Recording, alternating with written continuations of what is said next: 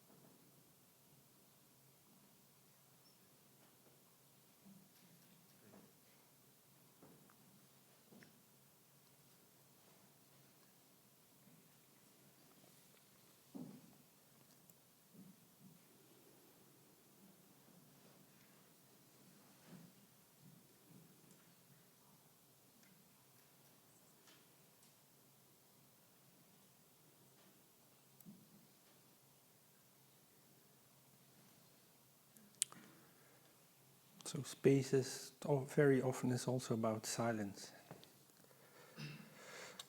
It's a journey into memory and imagination. I spent many minutes and seconds in my grandmother's house, and I can recall so many of them. My mother used to take me there, to that little town in the plain, my personal downtown. Coming in through the front door, I was overwhelmed by the smell of good cooking. My grandmother could prepare rabbit in red wine like nobody else could do ever since. My awareness of the position of the house in the dense urban fabric was absolute and comforting and cozy. Contrary to home, where I also liked to play in the proximity of a small brook that cut through the flank of a hill, the urban atmosphere where my grandmother lived was very vivid and busy. Coming in from the street and standing in the doorway, I looked into an endless rectangular space like in a Renaissance central perspective. From the short side of the rectangle, with the vanishing point at infinity, my family used to call this space the corridor.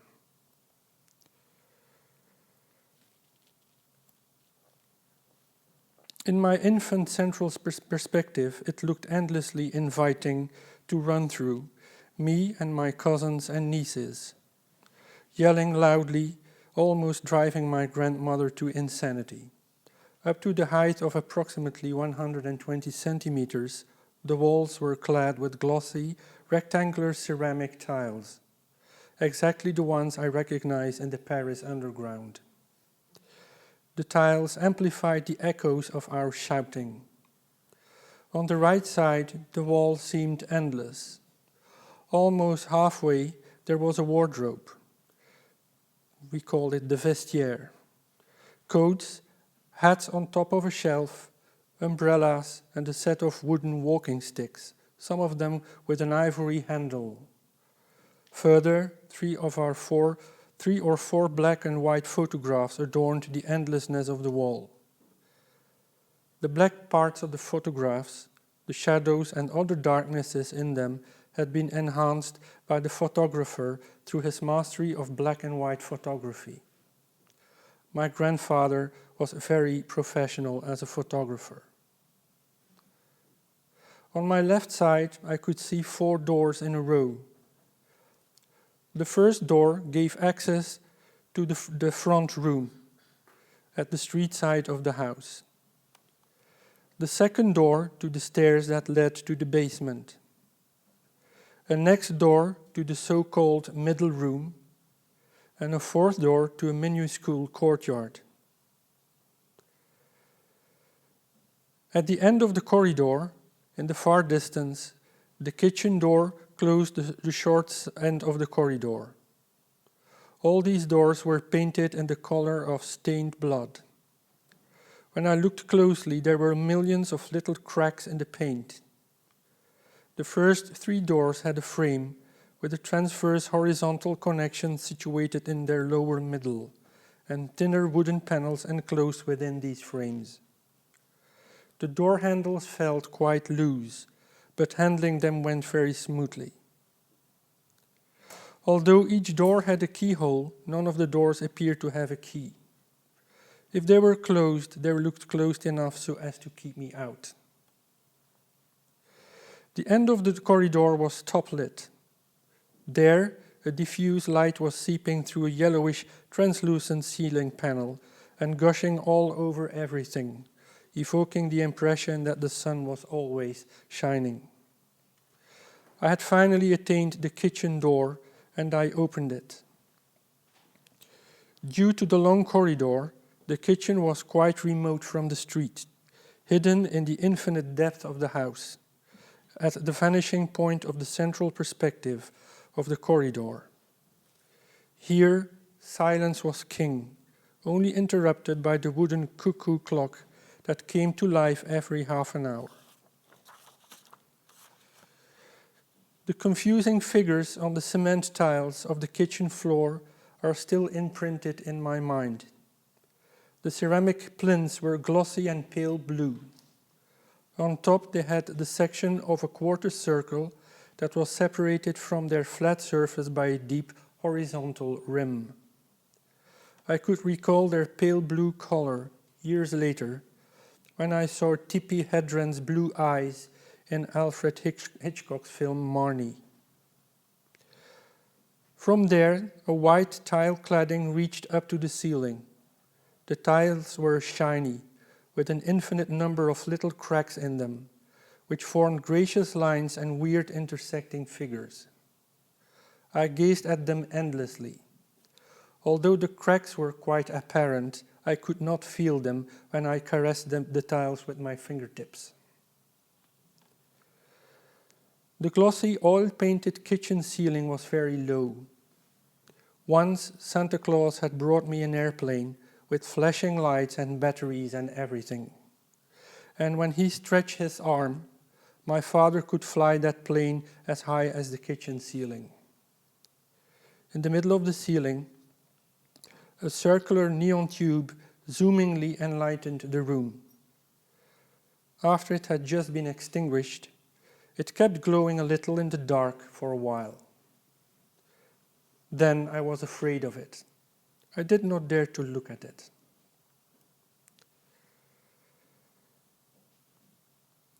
On the chimney, a frame with an eye caught in a triangle and rays of celestial light stretching out from the middle eye over the full surface of the panel had a text on it that said, God ziet u, hier vloekt men niet, which means, God sees you, no cursing here.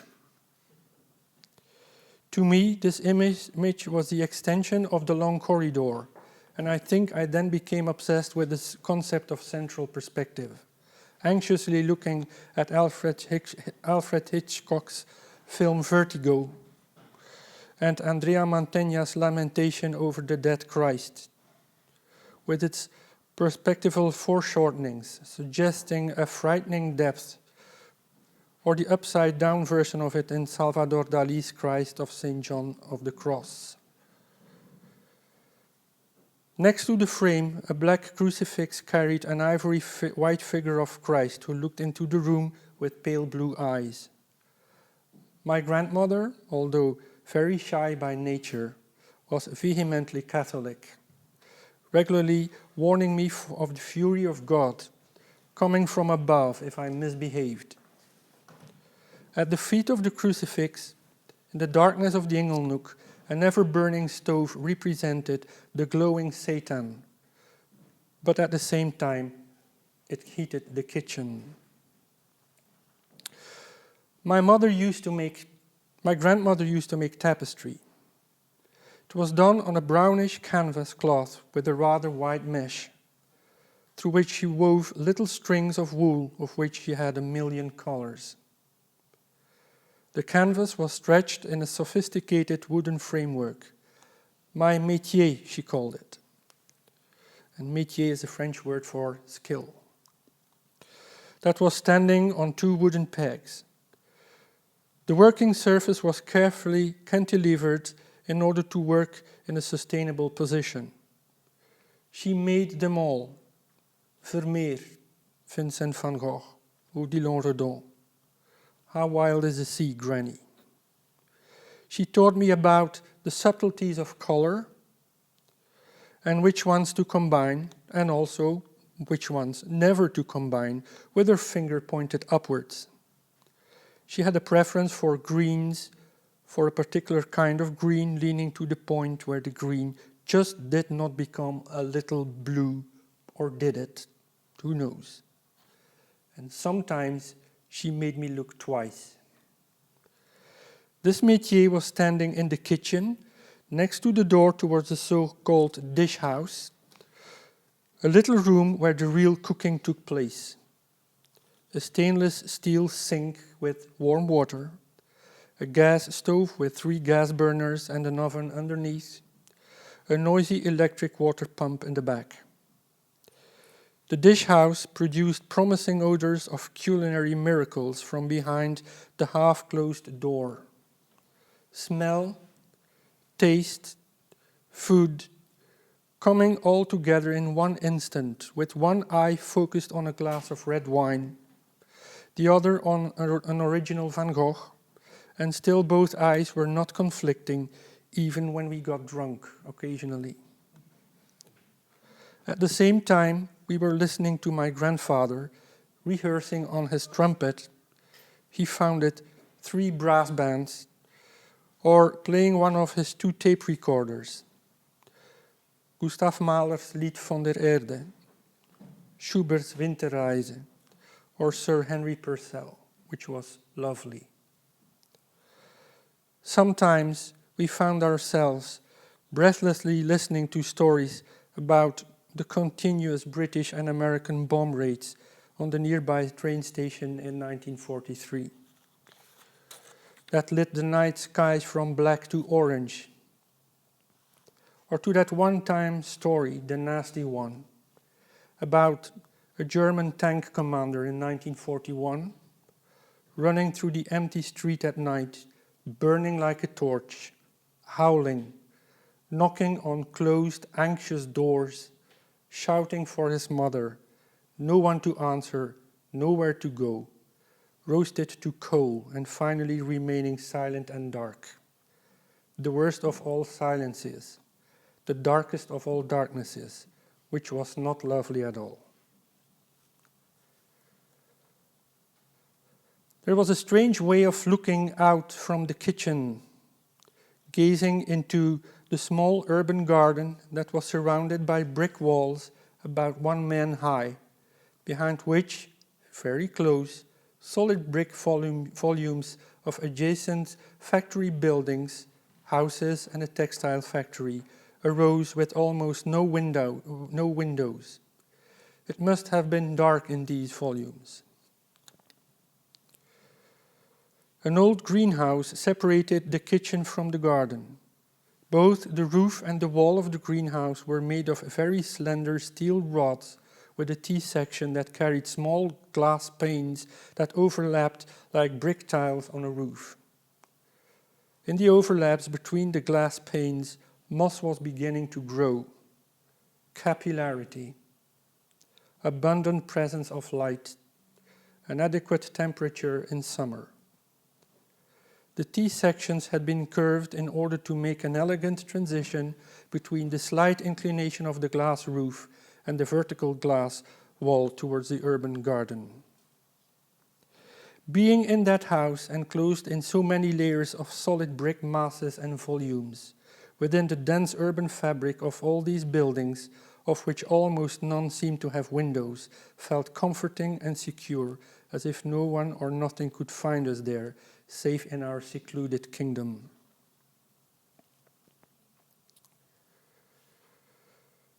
That day, the hatch of the water well in the garden was laid open. The pump piping needed a repair. Fascinated and frightened, I looked into the well, my eyes scanning the masonry of the tubular volume of brick that disappeared into the subterranean depths until it became a lightless spot of matte black that marked its perspectival vanishing point, smeared like thumbnail charcoal on rough paper. Then I looked up and I saw a tall brick factory chimney, sharply presenting itself against the June sky, proudly standing amidst a brick factory volume forming the south wall of the garden. Smoldering shreds of black smoke, and all of a sudden it was certain to me that a master's hand had precisely cut the oblong chimney volume out of the brick crust of the earth in order to put it in reverse on top of the world, leaving a lasered opening for the draw well to look into the brick substance of the world. Dark shreds of smoke vertically sprouted from the chimney's mouth to immediately change direction and horizontally hurry their way to the pale blue north. Reminiscent of the Virgin's grotto in Lourdes in France, my grandmother got herself installed a grotto for the Holy Mary at the south end of the garden. A replica of the Virgin, her eyes glancing into the skies, white candles, black flowers with a haze, a small bronze plate engraved with the name of a 4-year-old boy and the number of a year, 1927, when the firstborn son died. The Virgin standing tall in her niche, my eye level at her feet. I had to look up to her in admiration. I could reach the candles and the flowers. We put some new ones in the vase. Below, the main entrance to the grotto, as high as me, forever a 4-year-old. Growing up was a burden and a disappointment. I stepped into the darkness of the grotto. 2 meters appeared to be 2 times 200 meters. I felt the proximity of the massive brick factory chimney behind the infinite depth of the grotto. My time expanded under a lowering vault. At first, glued behind me like resin, my own shadow had soon caught up with me and suddenly was running ahead of me and ahead of time, pushing me gently in the back by scarce rays of light that reached towards the invisible vanishing point in the depths. Unmeasurable. Humidity and vapor revealed projection lines constructed by the invisible draftsman. I gazed at the dark wall that was looming in front of me. This must have been the picture plane where all my world was projected upon, my silhouette, my time that had come and gone and come, and my future as I wanted it to be, projected on it as an additional layer on the palimpsest of my infant imagination. I have spent a lifetime to find the exact place from where I would be able to decipher the anamorphosis that brought it all together. My remembrance, my shadow, and my dream. But still, I could not see it. It made no sound. It was waiting. The wall was rock, and I had to go through it. And I presumed it would hurt. It smelled like humid moss and molybdenum and fern. In an instant, I remembered what I had seen right at the entrance of the grotto in the corner of my eye. A small pond made by my grandfather to please my grandmother, with cement and stones of the grotto itself, wherein I sensed exploding flag that smelled like the birth of green spring, abundantly rooting in the swampy soil, and a griffin straightly standing in the middle, with a gesture of defrosted cat, his claws firmly gripped around the rim of his dado, and the thin water jet spitting from his mule, and a pair of black eyes that warned the intruder of the grotto for the price to be paid in exchange for a dream. But I was unafraid, a hero back then. I have been a knight at my age of 4, and I was prepared to fight the dragon. I knew that this long and dark grotto would finally end up in the basement of my grandmother's house, because I believed in it, like Granny believed in the Virgin Mary and in the Immaculate Conception. I had come down to the basement of the house. The stairs, the floor, the massive walls, and the vault were carefully masoned in brick. 3 vertical tree trunks blocked the openness of the space. The trunks eventually had to support the vault during the bomb raids and the war. In my mind, they had developed new roots in order to stay, and the brick vault was their crown. A small ventilation shaft transported sounds of female footsteps and sniffing dogs from the sidewalk to the subterranean world that reminded me of the draw well in the garden and the brick factory chimney cut out of it. The same Masonic precision, the same thick layer of brick substance out of which the same master builder had cut out a void called basement. A secondary brick vault carried the imbricated brick stairs, and underneath it a door with vertical wooden planks and an iron latch gave access to the dark barrel-vaulted underworld where succory and asparagus were grown in wintertime, in that cavity where light would never travel. In the back of that vaulted cavity there was a second door identical to the first one, and it fascinated me. And although one day I had checked behind that second door, wooden planks as shelves on which my grandfather kept his best red wine, the almost certain presence of a secret world behind these shelves kept compelling me.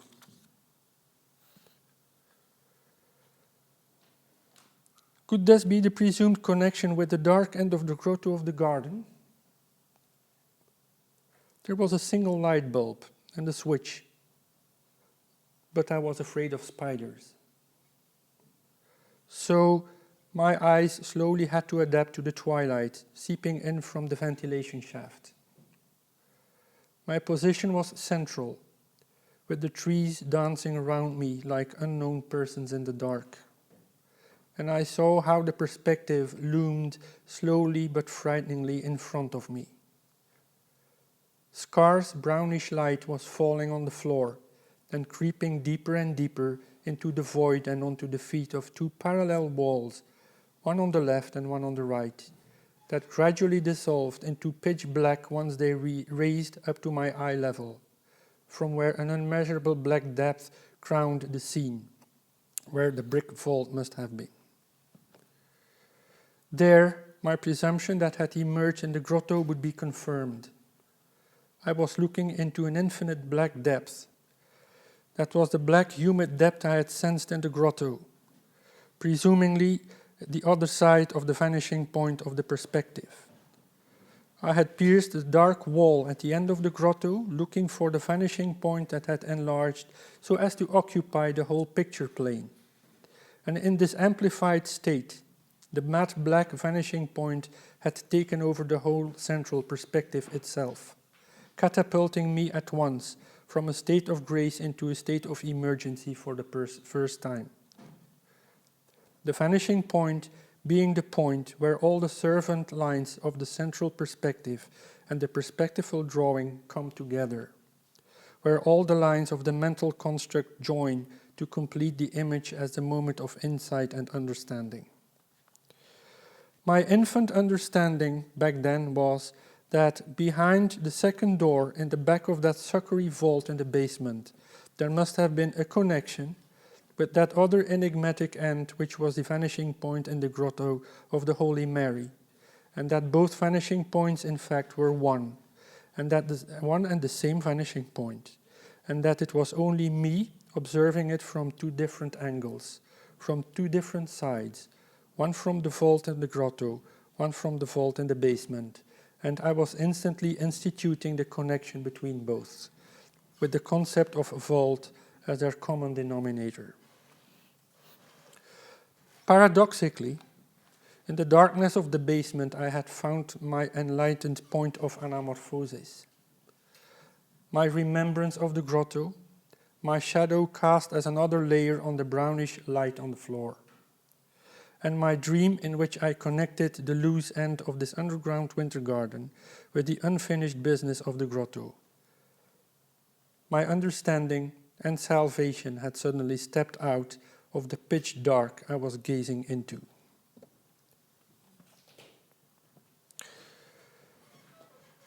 In the central room of the house, a red brick chimney dominated the space. The relative absence of daylight, scarcely cast in through a small window on a narrow courtyard, made the red of the bricks look more loaded and glowing. Two concentric arches formed an inglenook big enough to lodge a brown, iridescent enameled coal stove with chrome handles, and a 4-year-old like me.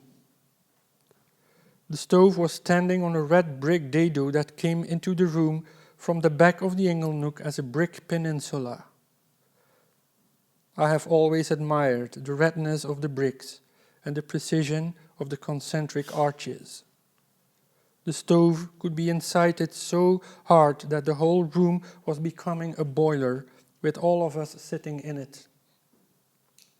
I could see the rumbling fire through what was left over of the stove door's mica, blackened by coal and sulfur. My grandmother called the stove the devil. The TV set had been put in an alcove of a cabinet made by my grandfather. He was a furniture maker who had very precise hands for wood and metal, like he had ears for music and an eye for photography. This cabinet was the heart of the house, yet it was the window to the world. The TV screen sprouted French movies and American series. Yves Montand, John Wayne, they actually lived in this room. Parisian and Florentine French, Texas slang, an LA accent. The doors of this cabinet had been upholstered with thick sheets of brass, about 3 millimeters thick, which were fixed to the wooden panels by precisely positioned brass screws with spherical heads and equal rhythmic intervals. The brass gave the cabinet a golden aura, and the parsimonious daylight reflected in it filled the room with magic, casting mysterious blurs of yellowish light onto the ceiling that was painted in a color that the French would describe as vieux rose. The cabinet doors formed a brass wall in the room, and known only to the initiated like us, one of the cabinet doors opened up like a treasury chest, providing a hidden pass-through to the stairwell that led to the first floor. This was our secret corridor into the night. The wooden stair was dark and narrow, covered with thick carpet that absorbed the sounds of footsteps. The stair was situated above the stair to the basement. The landing on the first floor was only 1 square meter of size. On the wall, a photograph with an overview of Lourdes under a Cecil B. DeMille sky. Frightening clouds resembled pagodas. There, I found 2 doors. One on the right that gave access to my grandparents' room. One on the left, which was the room where we slept when we were lodging at Grandma's. I was standing and looking at the closed door, the forbidden room of my grandparents. There were other rooms forbidden to us.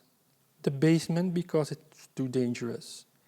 The photography studio, I heard about it. The attic, I had never seen it. Forbidden fruit tastes better and more easily deserves a legitimate place in the gallery of personal joy. These impenetrable spaces have long been solid masses of dark forbidden substance, a pitch-black thickness with an unmeasurable depth. It has been this moratorium on spaces, these forbidden spaces in my grandmother's house, that has triggered my fascination. Its incarnation in substance has constructed the basic layer of what occupies me in my work, what occupies me when I encounter the works of some other architects whose creations seem to lay next to my darkness, my depth, my thickness, and my substance. The substantiation of these mysterious moratorium spaces has blended with my clandestine journeys into them. Of course I did. They have constituted my fascination for the labyrinthine. The moratorium space is unmistakably related to the material presence of the labyrinthine. The southern bedroom of the house, where we were sleeping, captured the morning light first through reflections of the sunrise against the southern hemisphere, and then through sun rays gradually falling directly into the room, reflecting their energy on the pale hazelnut surfaces of the walls and the ceiling. This bedroom was situated above the central TV room. At night, laying in our beds, we could hear gunfights in a Sergio Leone movie. Old books on wooden shelves smelled sweet and mellow, and the pages felt a bit humid with the flavor of mildew. The letters on the pages were images, not stories to me. I came from the new world. I would only read cartoons. I guess there was too much light in the room, like there can be in photography, burning away every depth from the picture. This may be the reason why it took me some time, maybe a couple of years, before I suddenly noticed a second door in this bedroom. Strange. Second doors were unnecessary and a form of abundance that was not allowed, for money was not to be spoiled. At home, each room had one door, and that was clear and simple. Thinking of other houses I had seen, I could not remember rooms in which second doors were needed. But here, the second door was situated in the same wall as the first door, but in the other corner of the room. And it was identical to the first door. This was feeding my confusion. It had an identical frame, identical panels, all of it painted in the same glossy vanilla color, which falsely made the evening when the light had been switched on look more bright than it really was. They had the same door handles, the same keyholes, but different keys, and I tried it. Was this door merely a second entrance to the room that I had not noticed yet? And if so, what would have been the hidden trajectory to get there? Or was this new exit something to be explored? It was an afternoon in late July. It was hot and humid, and the threat of thunder was audible in the southern distance. I decided to open the second door carefully, trying to make no sound, because my grandmother was having her afternoon nap. I stepped into a narrow and dark new space of about 1 square meter, right the size and the shape of the landing where I had just been before I entered the southern bedroom, with the same configuration of 2 identical doors. Still standing in the doorway, I found a washing stand in white porcelain on my right, around which the wall was clad with pale blue ceramic tiles with white joints. The rumble in the southern skies was growing, with a diminishing intensity of light. Carefully, I took 1 step, and I could see myself in the mirror above the washing stand. With the light coming from behind me, I could hardly see the details of my face that looked more like a silhouette of a living puppet I knew from somewhere. I was sweating.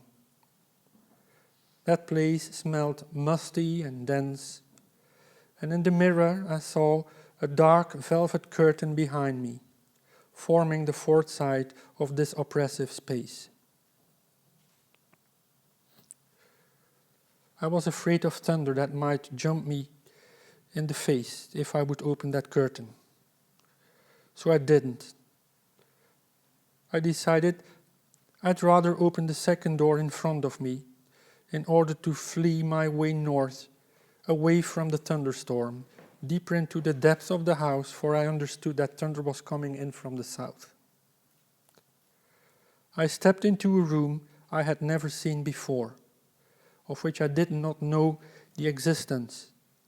It was almost dark, as if light had been never in there, except 1 light bulb, under which I saw my grandmother, whom I almost did not recognize, sitting upright in her bed.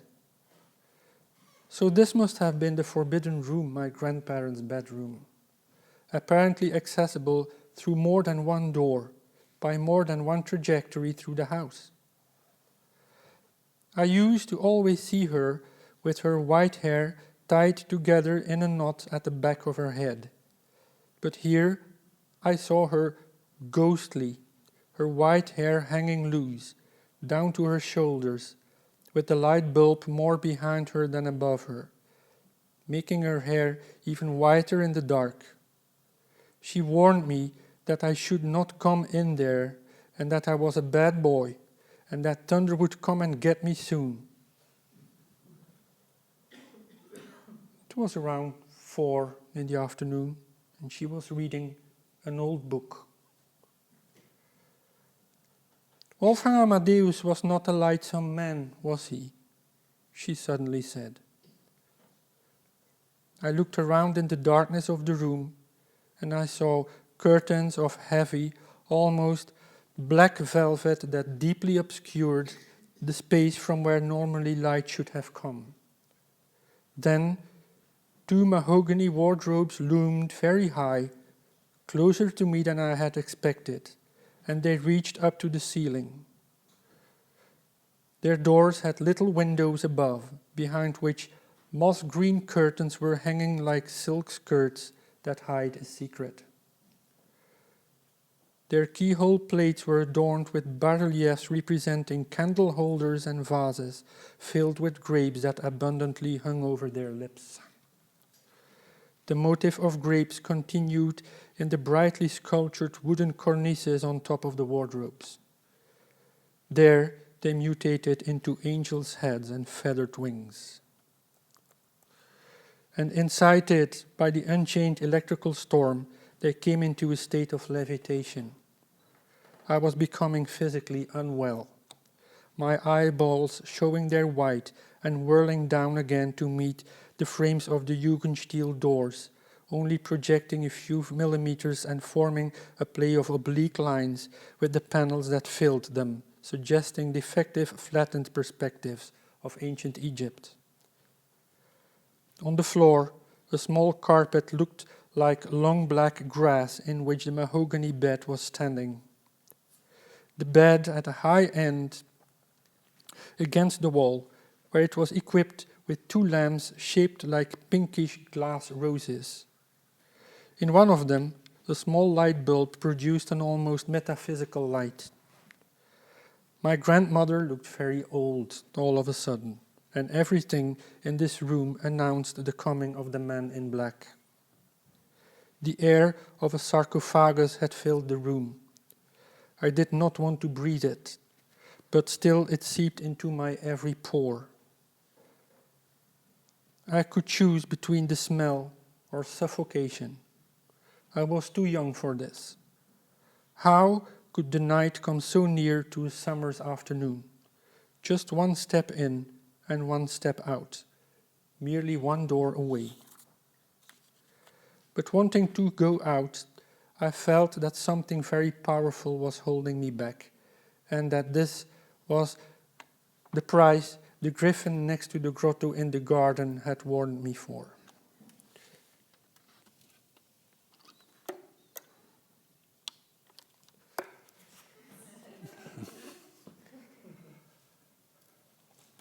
That's strange. It should be here.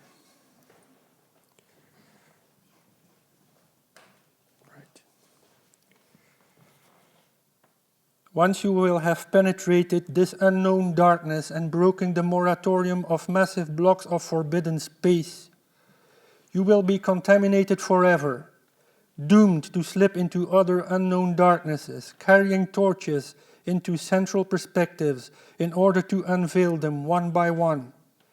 You will have to repeat your ritual time and again to instate the thickness of substance in order to first insert the unknown dark solids into your architectural world, so that you can explore them as a powerful antidote to the boredom of your already known voids of light. With most of your colleague architects endlessly repeating their hollow mantras of abundant light and Le Corbusier's La Ville Radieuse and so, you will forever feel estranged, a devoted exile in your celebrated darkness.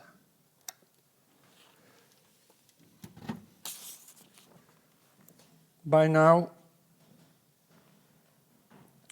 I had not only looked at my vanishing point from the dark side of the grotto, and then from the other side of the basement, I had finally stepped into it.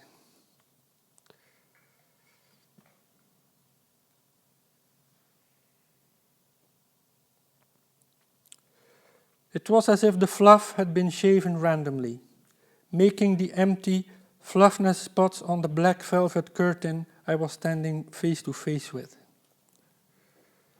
Again, the washing stand was behind me. No electrical storm this time, but clear skies and the late October breeze, pushing clouds like white flakes into the south. I could hear the screams of floating seagulls taking advantage of the cool currents of air coming in from the distant North Sea. So I pulled open the curtain, and I looked.